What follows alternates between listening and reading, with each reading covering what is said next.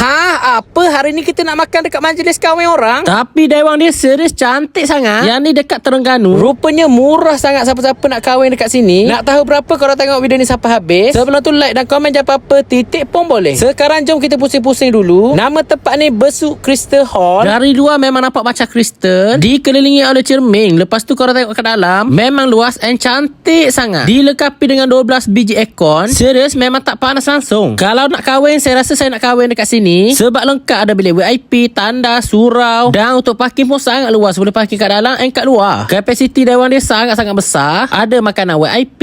And nak buat majlis sebelah malam pun boleh. Lepas tu plumbing kat sini pula baru. And dia datang siap sekali dengan DJ weh. Selain majlis kahwin, boleh juga akad nikah, mesyuarat koprak, fashion show, meet and greet, family day, macam-macam lagi lah. Memang puas hati. Lepas tu aiskrim dia siap bagi lagi tau. Free saja kalau korang guna dewan dia. Bagi saya memang cantik, puas hati sangat. Design plumbing pun lawa weh. Sinki pula ada 2 bahagian kat luar macam ni. Yang paling saya suka mestilah makanan guys. Yang ni semua lauk pauk yang diorang masak sendiri. Ada kitchen besar kat belakang dewan ni. Fresh, panas-panas lagi bila korang makan. Macam-macam menu korang boleh pilih. Ada nasi minyak, nasi putih. Yang paling penting dalam majlis mestilah ada punya rasa makanan kan. Nah, sekarang ni jom kita makan. Wah, yang ni memang terkejut. Daging dia lembut betul. Rasa gulai dia pun sedap, lemak-lemak berempah gitu. Aroma untuk nasi minyak dia sangat wangi. Korang jangan lupa ambil dia punya terung belada. Manis-manis pedas lemak gitu. Ada ayam merah, acar, sambal, semuanya lengkap. Dewan ni boleh tampung lebih daripada 1000 orang. Sebab tepi dewan ni dia akan pasang kanopi lagi. Korang yang mana berminat, saya rasa kena book cepat-cepat. Lagi-lagi kalau korang rasa nak buat dekat Tarikh Hot, sekarang booking daripada 2027 pun dia orang dah ambil. Nak tahu harga paling murah berapa